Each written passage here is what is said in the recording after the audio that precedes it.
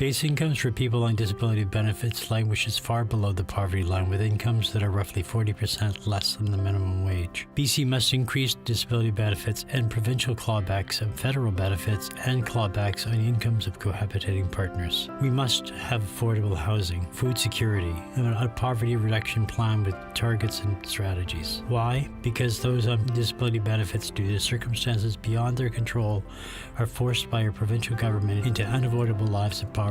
Apart from 107,000 BC citizens on disability benefits, many people with disabilities are able to work.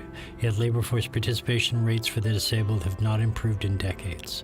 Discriminatory hiring and a lack of evidence-based government policies have either kept them out of the workforce or in precarious work. British Columbians need a real jobs plan, a living wage, and a reversal of the growing prevalence of part-time, low-wage, precarious employment. We also need adequate early childhood supports for disabled children, and a return of educational supports illegally denied to students with special needs by the BC government for the past 15 years. Government's privatized services must be privatized no longer. For-profit care for seniors, for children and youth, and residential care for people with disabilities put vulnerable people at risk. These people deserve better than understaffed services where concerns over profit margins leave them unsupported, isolated, and at risk. BC is target rich for interesting stuff. I don't normally attend or speak at demonstrations, and I don't because they're quite often associated with one party or another party. And try as they might, this issue is not about any political party. It's about British Columbia. It's about the province we want to live in. And the role of a government is to lift people out of poverty. It's not to push them into poverty.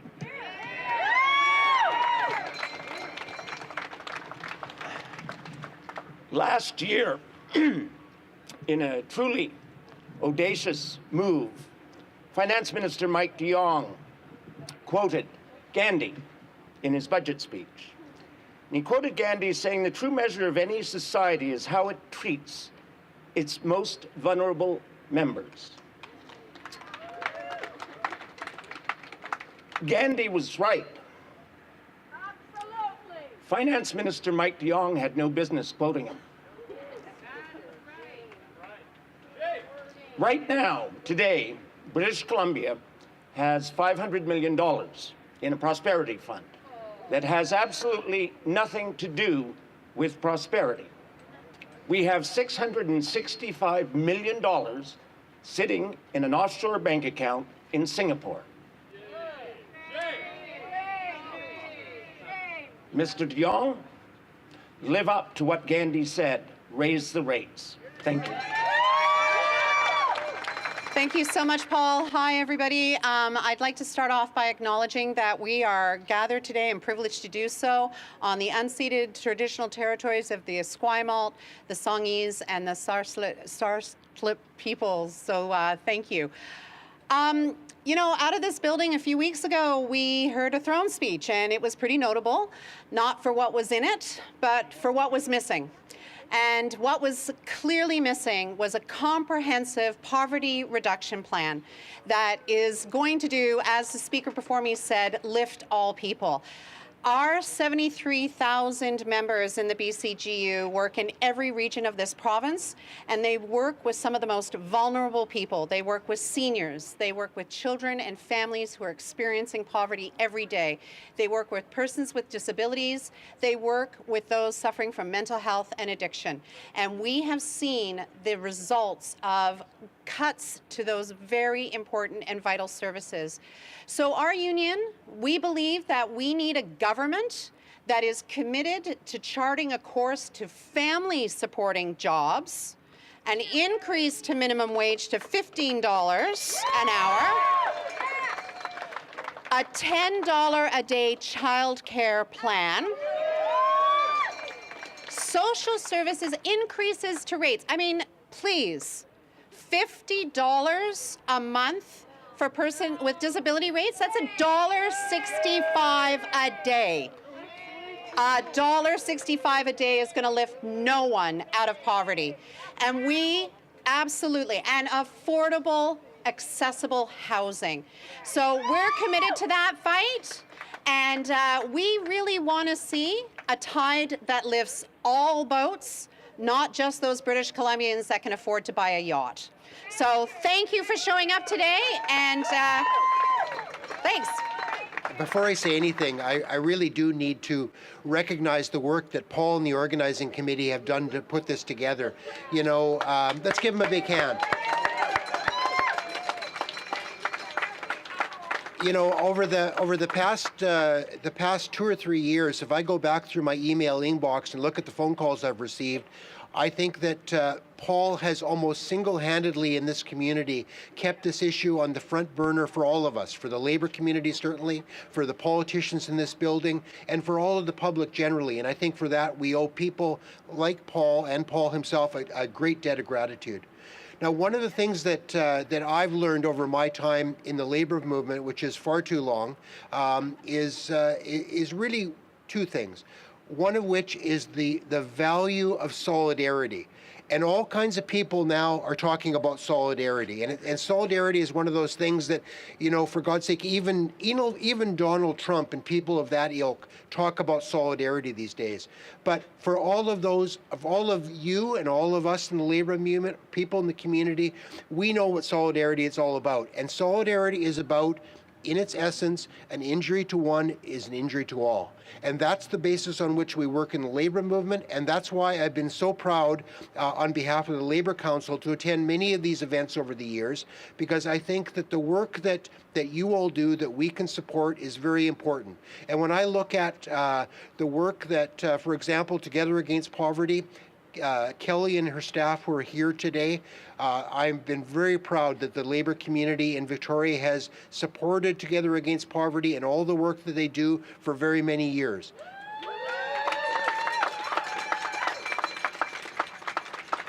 And I've also been proud through my work and the work of the United Way of Greater Victoria for the work and the outreach and the funding and the help that we've been able to provide. And I've spoken endless times to groups of workers right across the capital region saying, for those of us who are fortunate enough to be employed, we need to do what we can, and that means provide a little bit of money if we are able to help those who are less fortunate. And I've been proud to help on that front, and we will continue to do more of that. So I don't want to take very much more of your time, but I just want to conclude by saying, on behalf of the 25,000 members of the Victoria Labour Council, we have your back. We will continue to support you, and we do support everything that you do. Onward and upward. Thank you very much. Thank you, Paul, and good afternoon. I made some notes because I had some data I wanted to share with you, and I want to be sure that I got the statistics correct so that you have them going forward in your work. So thank you for your introduction, Paul, and thank you to the BC Disability Caucus for your important work in bringing the challenges and capacities of persons living with a disability to the attention of BC citizens and our government representatives. Thank you to all of you here today for giving voice to this important social equity issue. I'm happy to be here representing the Public Health Association of BC at this event. PHABC is a not-for-profit society with membership from a wide range of public health professionals, researchers, and advocates. Our organization is over 60 years old. Our vision is a fair and healthy British Columbia for all. Our mission is to promote health, well-being, and equity for all British Columbians through leadership in public health.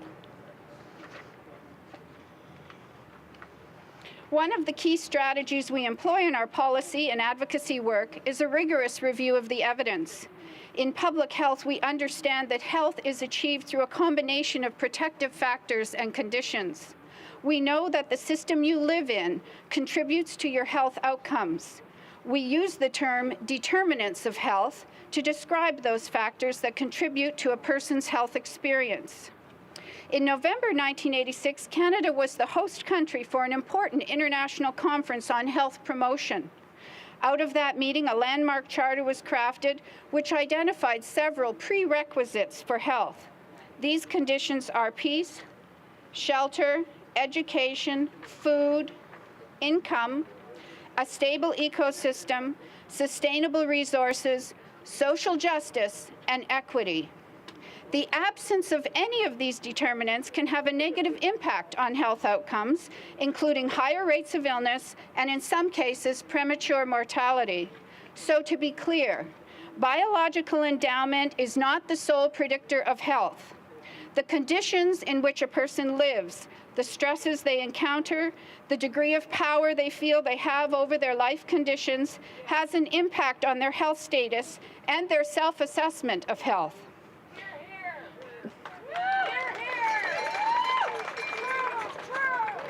To put it simply, the conditions you live in and with have an impact on your ability to thrive. In fact, we can observe a social gradient of health connected to these prerequisites. Lack in any one of these areas will impact your health status. Lack in more than one has a compounding impact on health outcomes. So how does this relate to the concerns we are addressing here today?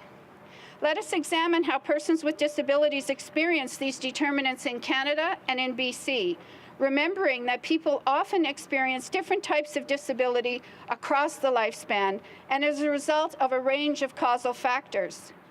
The most recent Participation and Activity Limitation Survey provides us with an estimate of the population of persons with a disability.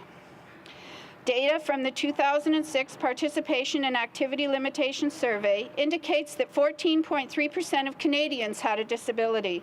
That is 1 in 7 Canadians.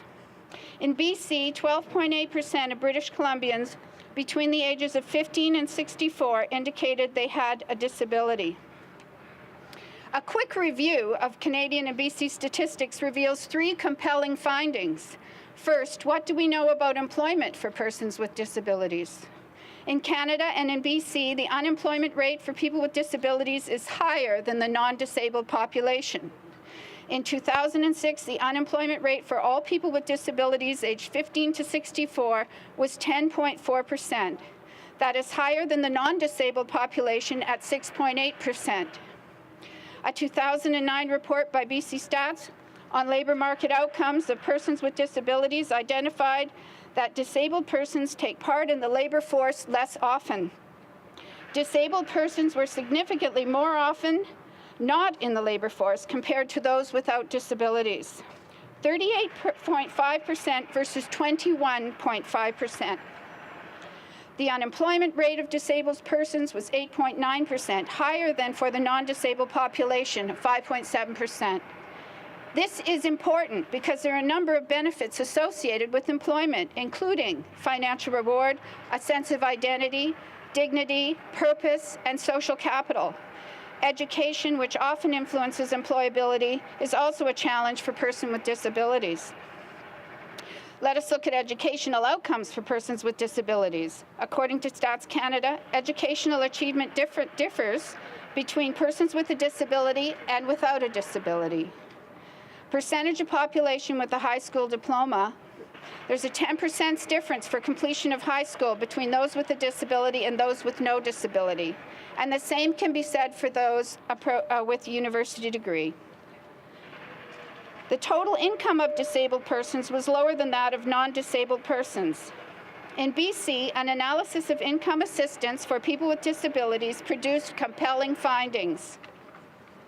Dr. Michael Prince has written about the inadequacy of income assistance in his social policy review for the Broadbent Institute in February of 2017. In that review, he clearly identifies the erosion of income assistance given the real value of the dollar and cost of living in BC. I've drawn your attention to employment and educational inequities, and I've cited Dr. Prince's study on income. Given the clear inequalities experienced by persons with disabilities pertaining to employment, education, and income, and what we know about the conditions that create positive health and healthy communities, it is clear that we have work ahead of us to craft a more just society. How do we reduce social isolation, marginalization, and build communities that reflect the diversity and capacity of all that we are? We need to address the things that lead to increased inequality. We need to build supportive environments for persons living with disabilities. This means healthy public policy that reduces income disparity, a built environment that is supportive and accessible, and the promotion of social norms that see ability and capacity and create space for all British Columbians to participate in daily life, in schools, in the workforce, in cyberspace, and in recreational settings. We are calling on all elected representatives and political parties at all levels of governance to consider the significant economic, educational, and social inclusion challenges faced by persons with disabilities in BC, and to respond with policy that increases access to educational options, strategies for workforce inclusion, a living wage, and social norms which recognize the potential of all citizens to participate fully in community life. Thank you. Hi, thanks for having me here today. As he said, I'm Clint Johnson. I'm the second Vice President of the BC Teachers Federation. I'm also a Chilliwack school teacher and the father of 5 children who are currently in the public ed system. So first of all, thank you for having me here today, and thank you. It's nice to be amongst so many activists who are working to make BC better every day for everyone. And it's nice to be here talking for 41,000 and growing teachers in BC, so thank you. As teachers, we very much know the effects that living in poverty has on families and children who live that way, because we see it every single day in our classroom. You see children come in who are hungry, and it's not possible for them to access education fairly. We're also aware of the impact that is on families who have a parent or a child who has a disability. And we're aware of this, that these problems have become more acute and stronger because this government has continued to neglect them.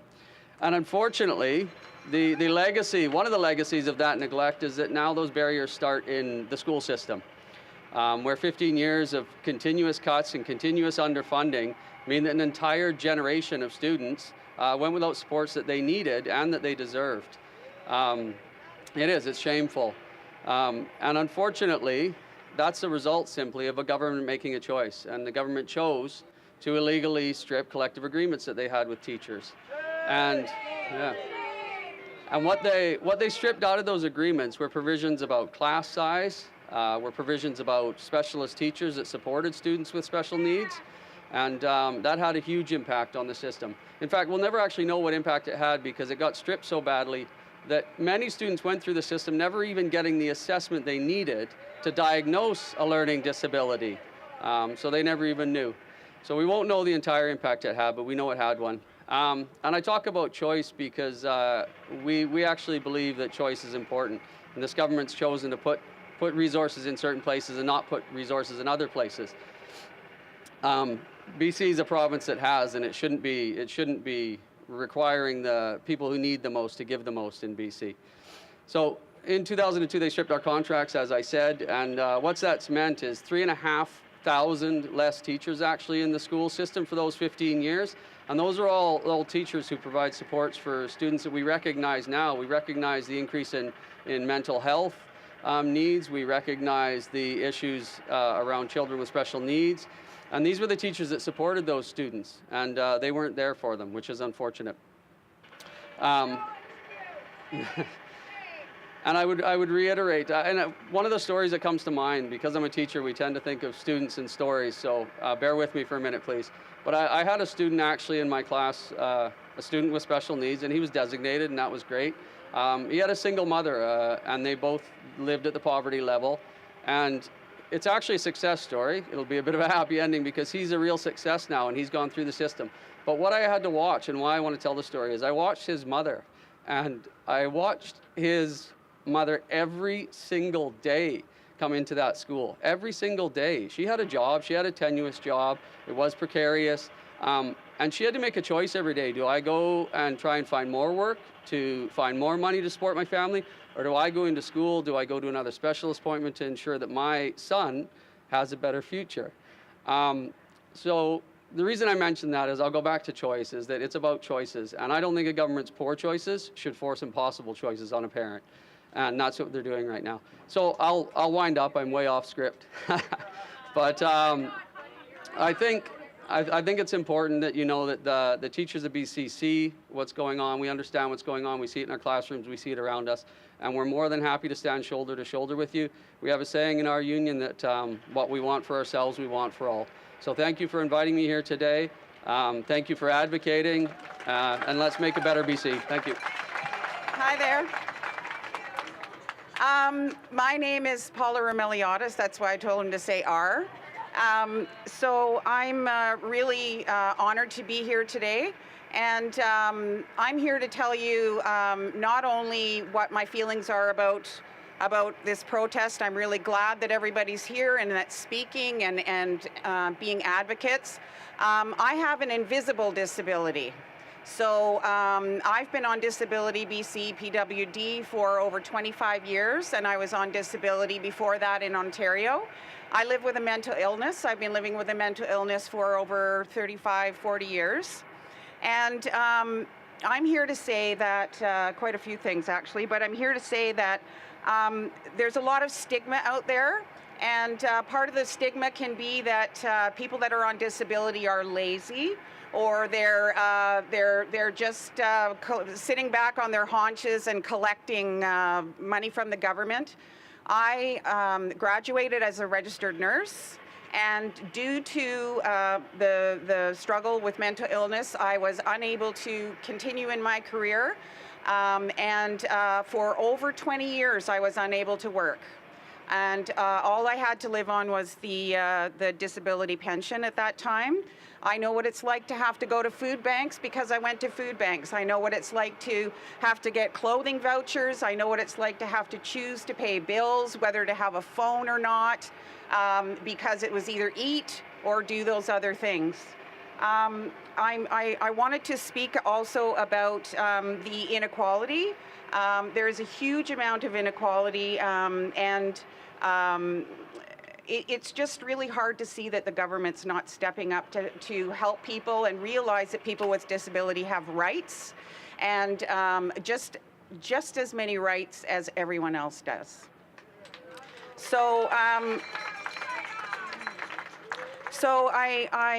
thank you for the opportunity to speak, and sometimes I'm fortunate enough to be able to be working with other people with mental illness right now, but actually right now, due to my illness, I have to severely cut back my hours, and I'm faced again with the fear of how I'm going to manage on the paltry disability that I get. And I should say that I've always been grateful for the support that I do get. Sorry, I'm still on it now. But I certainly understand that we need to do a lot more to help people that are living with disabilities. Thank you. Let me just start off by saying that I spend a lot of time in this building ranting and raving and fighting the good fight. And I'll summarize all of that, what I do in there, with a couple of words. Poverty sucks. But I want to speak to a message different than what I normally do in there, and I want to speak to a message of hope, of possibility, and of celebration. Because I've been working in this building for 8 years, and when I was first elected in 2009, thank you. When I was first elected in 2009, right after it was announced that I won my riding of Nelson Creston, which is a fabulous place, this long-time serving local politician, and let's be honest, he's a member of what would be called the Old Boys Club in the Kootenays, comes up to me and says, "Michelle, you're in opposition and you won't be able to do anything. You're just going to have to sit there and watch what happens." And I always thought that was a really bizarre statement, and I never took it to be true. And looking back in the last 8 years, and I can look out at several of you here in this audience, and I've worked personally with you on making a difference in this province, and we've done it. That's what happens with people power. When people get together and they fight the good fight and they persist, you might actually win. Now, you win some and you lose some, and that's the rule of politics.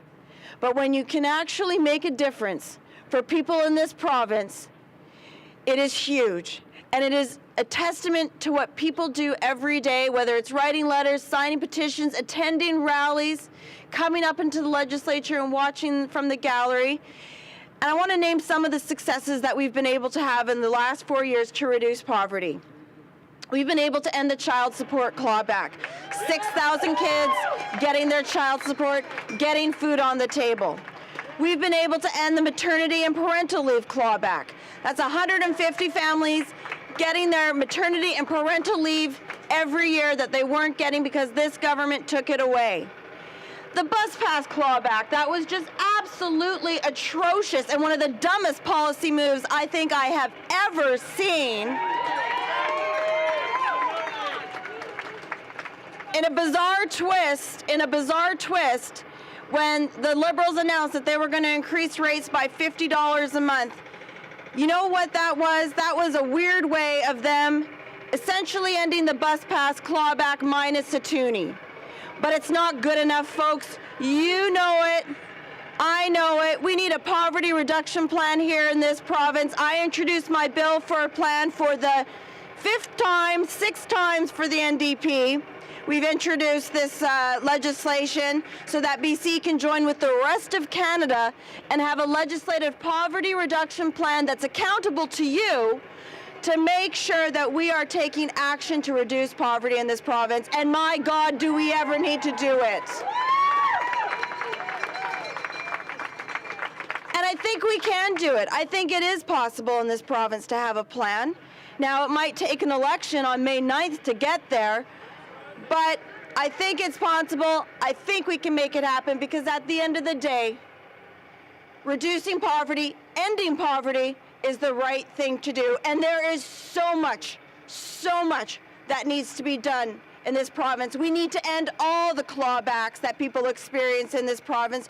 We need to be raising the rates. We need to be addressing education. We need to put $10 a day for all child care in this province. We need to end MSP premiums. Let's build this province with public transportation, with energy-efficient schools and energy-efficient public buildings. The opportunities are endless, and it's people power that's going to make it happen. Thank you so much, everybody, for what you've been doing. I've loved working with you. Let's go out and let's build a better BC. Thank you. Hi, everybody. My name is Kelly Newhook. I'm the executive director at TAPS, Together Against Poverty Society.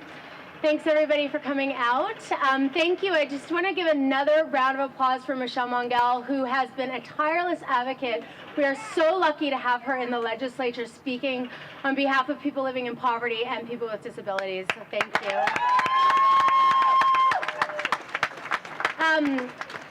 There's not a whole lot I can say that has not already been said here today, but I think one thing that I wanted to express from our organization's perspective is that every single year at TAPS for the last decade, we have seen the numbers of people who are coming for assistance and help into our office increase. In this last year alone, we had the numbers increase by 17%. And it's not just the numbers of people coming to our office for assistance, it's the depth of the issues, the depth, the complex, intersecting issues that people are facing when they're living in poverty. And that's one of the things that we need to address, and we need to address with a poverty reduction strategy that tackles all those different pillars. I want to say that one of the other problems is with this government is that I have a belief that government can and should be the great equalizer. And this government does not see things that way. They are concerned with the welfare of the upper class, and they are not concerned with the welfare of people who are living in poverty, our most vulnerable people, marginalized people. And that is a massive, massive problem that we are looking at. The last thing I just wanted to say is that I want to say to take to task the minister who said that they are wanting to, their poverty reduction is to create the conditions for employment. Well, we know and you know that what they have created the conditions for sickness and death. And that's what's happening when you keep welfare rates at $6.10 a month for over a decade. Thank you very much. I'm going to pick back right up on that note, sickness and death. Let's not mince words with the decisions that are made in this legislature and the laws that we live by. Almost just above 1,000 people dead in this last year due to overdose. And that is the result of poverty, and that is the result of negligence. And I'd like you all to gather with me for a short moment of silence while we reflect on the casualties of the war on the poor inflicted by the people in that house.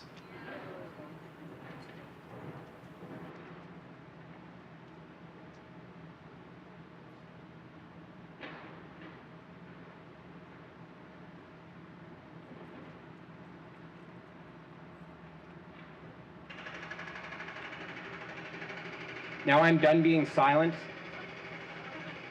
and I can see that all of you gathered here today are done being silent as well. This is the shape-shifting capitalist lizard class of the province neglecting us. And I've had enough. And I'm not going to wait for an election. I'm not going to wait for a new law. I'm not going to wait for an extra $50 on a disability check or an income assistance check. I'm not going to stop shouting at microphones until I see chains on every food bank in this province, until every child has a full stomach when they go to school. We deserve homes and we deserve food. That's it. And if the rich can have mansions, we can have basic dignity for the poor and the people living with disabilities and the racialized people of this province, for all marginalized people that have been far too long neglected by this body. So I'm not going to ask now for us to do a long-winded chant, and I am going to chant, though, because I don't think we've chanted enough today.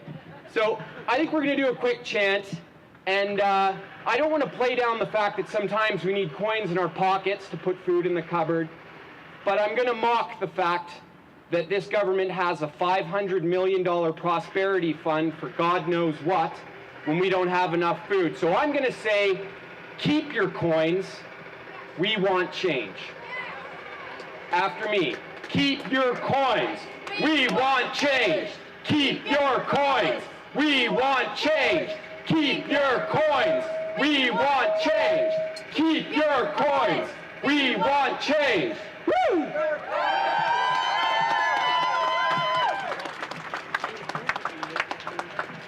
I'm going to close by saying I love everybody who's here today, and every time you go to a rally and you stand next to the people who are beside you and you make your voice heard, that's what matters. We've got an election, and that's an important thing, but what's more important than that is the solidarity and mobilization of people who give, and I can't thank you enough for doing that. Thank you. Thank you very much for inviting me here today, and I would like to begin by acknowledging the Lukungan people whose unceded territory we're meeting on today. I'd like to tell you a little bit about myself because I'm new to the BC NDP that I'm running in Parksville-Qualicum. And, you know, I was a single parent. I had 2 kids. I worked 3 jobs. I managed to raise my children. I accessed subsidized daycare on and off while they were younger in the 70s and 80s. I went to treatment. I have an addiction. I went to treatment. I went 3 times. They paid for that. And at that time, I would go into the office and apply for a crisis grant. I would go into the office. I would meet with a worker. How many people here meet with a worker today? Exactly. You know, and then I could pick up a check that afternoon. You know, I never ever did slip back, but I needed that extra support to deal with the trauma in my life so that I could move forward. I facilitated life skills for people 15 to 24, and at that time, I was telling them, you know what, you need to go back to school and get an education. I had grade 9. So guess what I did? I went back to school and registered in adult basic education, which was free, and I got an education. In 1992, I registered at Malaspina University College. In 1998, I graduated to my Bachelor of Social Work. I applied for a job at the Ministry for Children and Families, and from that time on, till Tuesday of this week, I worked as a child protection social worker, helping families. And I am now retired. And I am retired because I want to take on Michelle Stilwell and the BC Liberals. You know, people on income assistance, whether they're disabled or fallen on hard times, are not provided with enough income by this government. You can't buy food, food, rent, and utilities. There's not enough. You're always short. You're always robbing Peter to pay Paul, hoping the next month will be better. You know, Rich Coleman recently said, wow, we should feel lucky we get twice as much as people in a third world country. Like, what the heck? You know, and then Michelle Stilwell, she states it's about choices. Like, I'm curious, what choices is she talking about? Like, between your rent and food? Your food and hydro? Like, what choices is she talking about? You know, does she even understand what poverty is? You know, does she understand that children who go to school hungry and tired can't learn? No. Does she understand the heartbreaking choices that parents have to make every day to provide their children with the necessities to be healthy and happy? I saw these children in my job. It's heartbreaking. Oh, the paper. Okay, under Christy Clark's Liberals, the people at the bottom are getting further and further behind. And she doesn't care. In this last budget, there's nothing there for us. She gave $50 back after she clawed back 52 of them on the bus pass. Like, what is that? Do you buy that? No. Me neither. You know, for a single person, you get $375 for shelter. They call it shelter. So, you know how they've cut back even more? If you have a family with 2 children, they don't pay for a 3-bedroom home. No, they pay for a 2-bedroom home so that your kids have to share a room. So it's like, that's how they're doing this. Like, it's really mean-spirited, and it's not okay. I'm done. I am so done. And so I'm running, like they said when they introduced me, I'm running for the BC NDP in the Parksville-Qualicum riding, and I'm going to tell you a couple reasons why I'm doing that. Because I'm tired of seeing people homeless on our streets. I'm tired of seeing longer lineups at our food banks and the food banks and soup kitchens. I'm tired of seeing seniors on fixed incomes having to decide what they should pay for, food or medication. You know, BC Hydro or medication. It's not okay. These are people that raised us. They had higher expectations of what this society was going to provide them with. And now to charge them for MSP? Are you kidding me? Are you kidding me? Yeah. And I'm tired. I'm really tired of Christy Clark saying we're leading the way in job creation, when the jobs that she's talking about are part-time, low-paying jobs. Like, wow. That's right. So, I fully support John Horgan and the BC NDP to get us out of this mess. Absolutely. Okay, finally, I would like to thank you for your time today, and I encourage each and every one of you to make your voice heard at the ballot box on May 9th by getting rid of Christy Clark, who only cares about her rich friends. Vote for John Horgan and the BC NDP. Thank you very much. Good afternoon. My name is Neil Self, and I would like to start by acknowledging that we are on the traditional unceded territory of the Coast Salish people. I would also like to thank the organizers of this rally, BC Disability Caucus, and Paul for accommodating me here and allowing me to speak. I am here representing 2 organizations today. I'm representing Raise the Rates, which is a coalition of community groups and organizations concerned with the level of poverty and homelessness in British Columbia, and I'm also representing Positive Living BC, a member-driven community-based organization representing over 5,800 HIV-positive British Columbians, of which I currently have the pleasure of being the chair of the board of directors. Positive Living BC, formerly the British Columbia Persons with AIDS Society, has a long and storied history of fighting against injustice and poverty on behalf of our members. Initially, it was a fight for our lives, and then it was a fight to access treatment. Now, it's a fight to access dignity. We turn our fight towards HIV stigma and the fight for our members to thrive. It is that fight that we turn our attention to the crippling poverty levels that many of our members face every day. Many of our members rely on disability assistance, income assistance, and also many of our members are in the service industry, so they're not making the money they should be making. So, and I'm a perfect example of that. I was diagnosed HIV positive 27 years ago, April 1st, actually. I managed to continue on and work for a few years, but the depression and a bout of addiction took me down, took me out of the workforce. I had to move back into my mom's house. I had to apply for income assistance, and I basically had to put my tail between my legs and retreat. It took me 2 years from that point to get onto Persons with Disabilities benefit. 2 years at that time. That's horrible. It was around that time that actually the treatment for HIV started to come out. So that I actually saw a light at the end of the tunnel. My partner and I moved back to Vancouver. I went back to school, did my BSW, and then just finished my master's in 2007. So, thank you. The point is, and I'm currently on disability because I went back to work as a case manager at AIDS Vancouver, helping people like myself that had issues.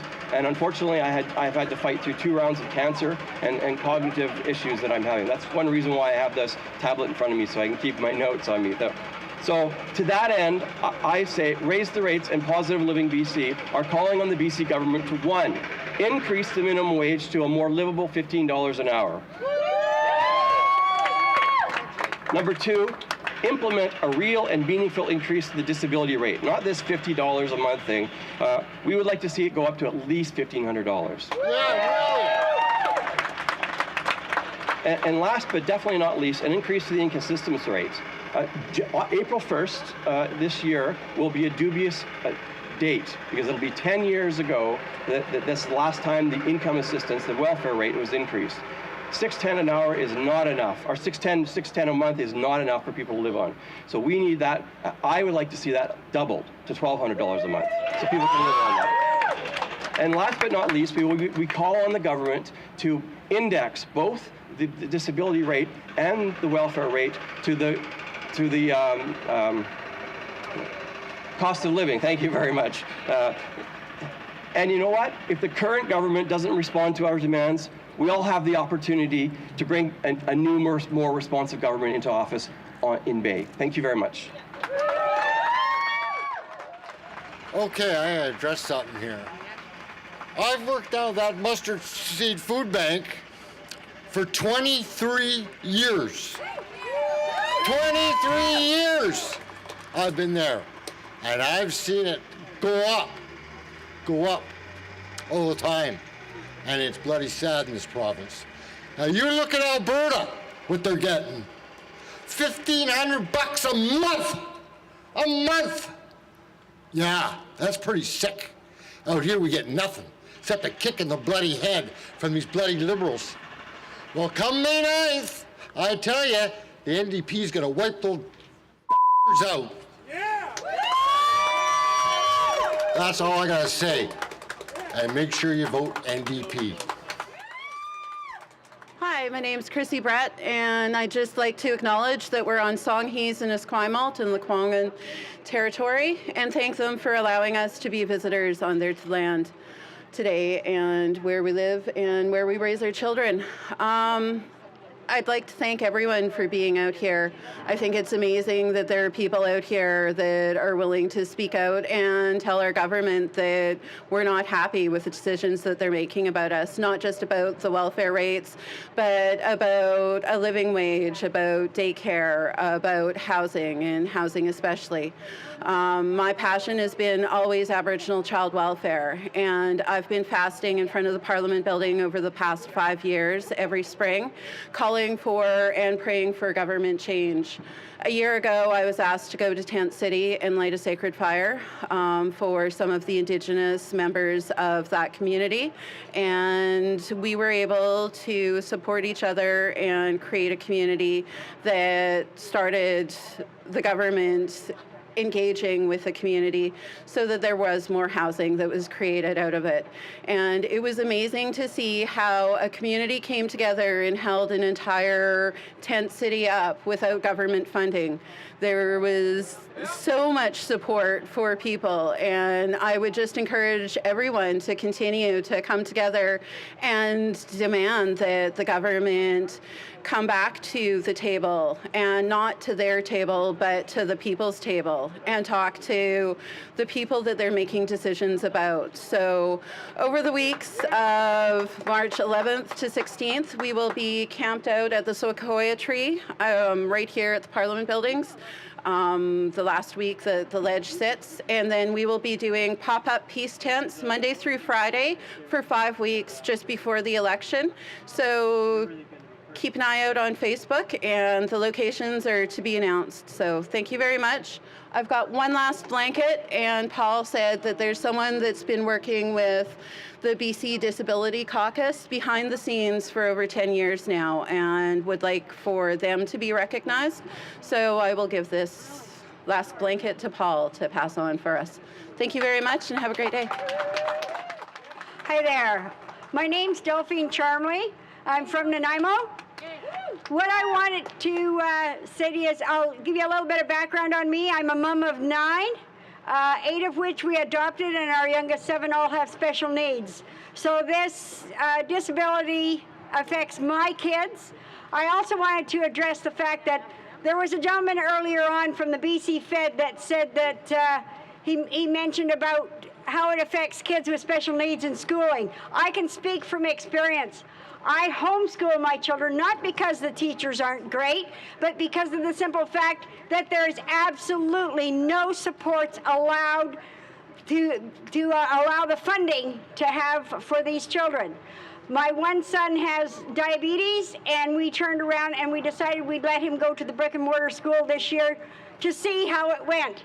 For 3 weeks, I went back and forth to the school 5 times a day, testing him, correcting him, because they were hoping to get funding enough for an aid for him. Because of his autism, he only plays with his pump, so he doesn't know how to program it in. Unfortunately, 3 weeks into it, I'm told that there was no funding to be had because of the cutbacks, and that there would likely not be any again next year. So we're back to homeschooling again because running back and forth to the school 5 times a day just isn't an option. 2 of my other children have disabilities that range from autism to Tourette's to visual impairment. Their means of getting around our city was the bus. However, with the clawback to the bus pass, that's not an option for them either. When you turn around and you go from $45 a year to $624 a year, that's not okay. What the BC Liberal government has created is isolation for those in disabilities, not to be able to be included into their communities. Not okay, not acceptable. We have to make sure when we turn around and we see that all this government is going to, Christy Clark gets $3,400 plus coming April 1st for her cost of living. What do they in the Parliament buildings here, the Legislature, give you? The BC Levy gave you a whole $1.61 a day. That in itself is ridiculous. $50 a month, when all it would take, number one, to give the bus pass back to you guys would be simply to turn around less than 1% of their contingency budget would have given all of you back your bus pass at the $45 rate. This way, you don't get it back. The BC Liberals just aren't listening, not to any of us, and we have to make sure that our voices get heard. So just like the other gentleman said, is we need to do a chant. These walls are nice and thick, as are most of the ears of the BC Liberals. So what I want you to do is join with me so that we can send the message nice and loud to these guys that are sitting up in these wonderful little rooms thinking nothing of the disabled. And so I will start it, and I'd love for you to join in nice and loudly. Hey, hey, ho, ho, BC Liberals gotta go. Hey, hey, ho, ho, BC Liberals gotta go. Hey, hey, ho, ho, BC Liberals gotta go. Ho, ho, BC Liberals got to go. Thank you. Now, the last thing I want to say to you guys is stop and remember, there are over 117,000 persons with disability in BC. When we add to that their family, their friends, their caregivers, their community around them that supports them, that is over 500,000 voters. And what I would encourage each and every one of you is when you go out to your communities, look around. If there is an elderly person that needs a ride and you have the opportunity, or if somebody needs support in walking to the polls, please do so. Turn to your neighbor, turn to your friends, turn to your families, and ask them to either carpool or walk with them. Let's get the disabled and the marginalized out to the polls this year. Let's not let them tell us that the disabled and the marginalized won't make a difference in this election, because that's what they're believing. Get out to the polls, make sure you take some with you. I plan on carpooling all day long. Anybody in my community that is disabled or elderly, I personally am going to be driving them around. I hope that you guys, if you're not driving, that you can take a hand of somebody and walk them to the polls. Please do so. Thank you. My name is Doreen G, and I was a PW client for many years. I'm no longer, because I turned 65 last year. But unfortunately, because of one very barbaric piece of legislation, I'm going to be suffering financial losses for the rest of my natural life because of the requirement for people to apply for a Canada Pension Plan against their will to keep their benefits. Now, I'm going to be very honest here. The way I've been treated by this BC government in the past 3 years, I feel like I'm dealing with a bunch of mafia gangsters, criminals. You know, when I used to watch Hollywood movies about the mafia, you get people coercing people, threatening them, intimidating them, scaring them, terrifying them, stealing money from them, coercing them, extorting them. And that's exactly what this government's done to me. When I turned 62, I was forced against my will. I had a metaphorical gun to my head by the Liberals. Either I sign for early CPP and take it at 60, or I lose my only income. And what really disturbs me is that in the bitter end, I fought this to the very end. Finally, I had to sign. My worker told me either you sign. She had she had the form in one hand, and she had my check in the other hand. She said, either you sign or you don't get your money. In other words, Michelle Stilwell was quite happy to put me, a senior woman with a disability, on the street with nothing. That's the kind of minister we have right now. We need to kick this out next spring. Anybody's better than her. Anybody's better. Now, getting back to the mafia analogy, I'm angry, as you can tell. I am just really fed up with this government using me as a source of revenue and as a cash cow. while they cut the taxes of their best friends that are rich. And I'm fed up with it. Just like in the old Hollywood movies where the mafia, the gangsters would go after the little guy, the powerless guy who had no voice, no power, and they would take from them because they were easy targets. But the worst thing of all is the fact that these, in the movies, the people never got away, they never got a break. For the rest of their life, they were paying money to these people. They were under their thumb for the rest of their life. And that is what's happened to me. This is the only clawback where I'm going to have financial losses for the rest of my natural life. And I am fed up with this. It's not worse than the other clawbacks, it's just really unique.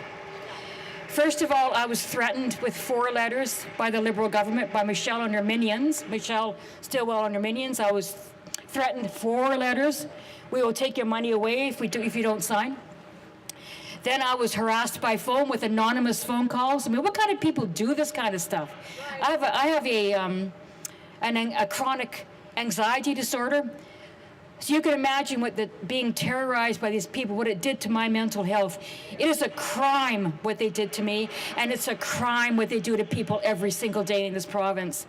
And we have to kick these out next May. Thank you. As I say, I don't really care what I say anymore. I'm just so mad at people that are treating me like this. I have a disability. I've got 3 disabilities. I'm a senior, for God's sake, you know. Anyway, after I was forced to sign it, then Service Canada, because I signed early and was forced with a gun to my head, basically, now Service Canada punishes me for life with an almost 40% reduction in my CPP income. Then, now that I'm off of PWD and on federal programs, guess what? That income that I was forced to apply for, that I never would have applied for until I was 70, that income is now being used as income. It went from unearned income under Stilwell, money that I worked all my life for. It was clawed off my check, so I never even saw that CPP. Then when I get into federal programs, all of a sudden, magical, it's earned income again. And I get a reduced pension. I know. Now it's earned income, so it's used as income to reduce my old age security and my guaranteed income supplement. Now here's the kicker. Michelle Stilwell is also the minister of the department that disperses BC Senior Supplement. So what was unearned income for her when I was PWD status, now she's making it earned income. And she's using that income that I never wanted to reduce my BC Senior Supplement, which is an anti-poverty measure. This is a crime. This is the most severe injustice I've ever seen. And it's not just because I'm involved. It is egregious. It's been going on for 25 years now. The NDP brought this law in 25 years ago. They need to get rid of it. And they need to have the integrity to stand up and say, we made an error, and get rid of this. They need to axe this law right now. So, I mean, right now I'm facing financial losses for the rest of my life. I am angry because I'm being used as a cash cow by these criminals who reside in this and who are governing our province. And they're no better than gangsters as far as I'm concerned. I really mean that. And we need to kick them out next May, and let's all vote to get these out. Thank you.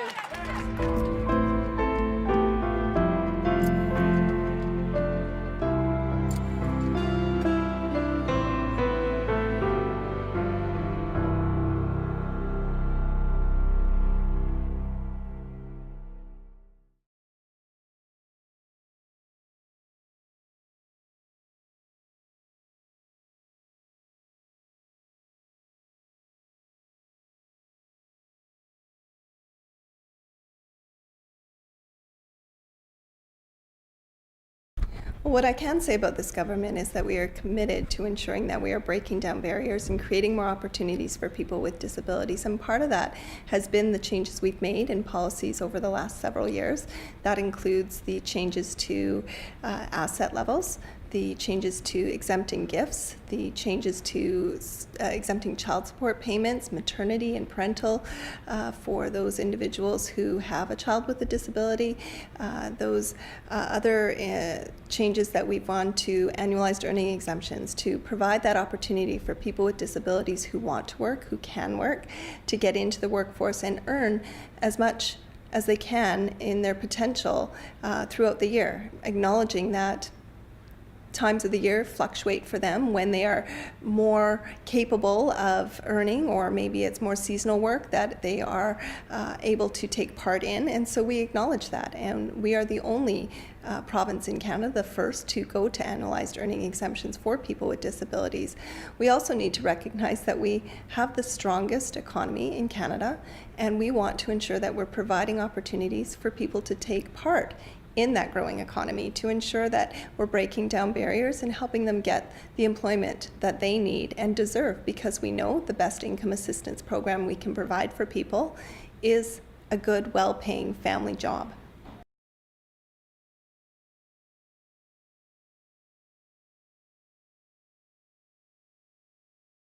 Well, I certainly am a strong advocate for people with disabilities to ensure that they are able to be full participants in their communities. And that means that as government, we are committed to working with all levels of government, municipal, with organizations, with businesses around British Columbia to ensure we are breaking down those barriers. It's part of our 10-year action plan for Accessibility 2024 to be the most accessible jurisdiction in all of Canada. And part of that work has been ongoing, and there's still work to be done, but we have made investments in organizations like the BC Spinal Cord Injury Network. They've just received $9 million to help support at the grassroots level the 5 different organizations that they combine to help assist people in community with employment, with sports, with education. Another group that receives funding through the BC government is Technology at Work through the Neil Squire Society. They've received $9 million to help individuals with disabilities get the technology that they need for workplace development so that they can be active participants and break down those barriers in the workplace so it's not a barrier for them.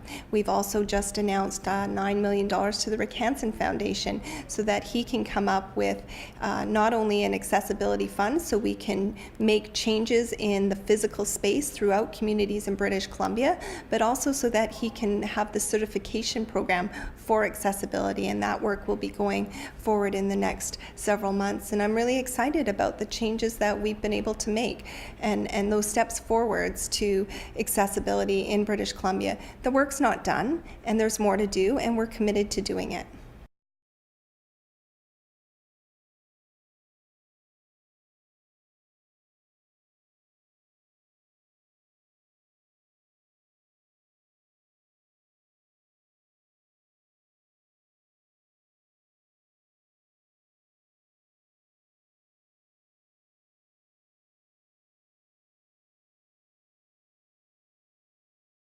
What we did last year with the bus pass is create fairness for the system across the province. There were 45,000 individuals who didn't receive transportation supports with their income assistance, and that just wasn't okay with me. I knew that those individuals had transportation needs just like anybody else. No matter where you live in the province, you need to get to your doctors, to the grocery store, to be out in community and be with friends. So that's what the change did last year. It allowed a $25 rate increase, as well as the change to put transportation into the income assistance checks each month.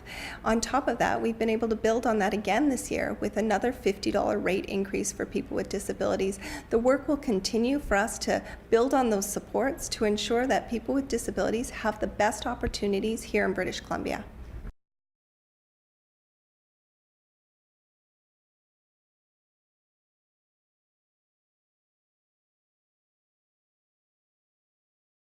Well, certainly the change that we've made to the Bus Pass program is allowing individuals to have the money in their hands and decide whether they want to use it in the form of a bus pass, or perhaps they prefer using taxis, or perhaps they can give money to friends to give them a ride for gas money. In some communities across this province, the bus pass costs less than $52. So it makes more sense for that individual to go to their community and buy the bus pass themselves and keep the additional finances in their own pocket to spend as they choose. This is a way of leveling the system for all people in British Columbia that are receiving PWD and have access now to transportation. It was an improvement to the system, and I'm very proud of that change.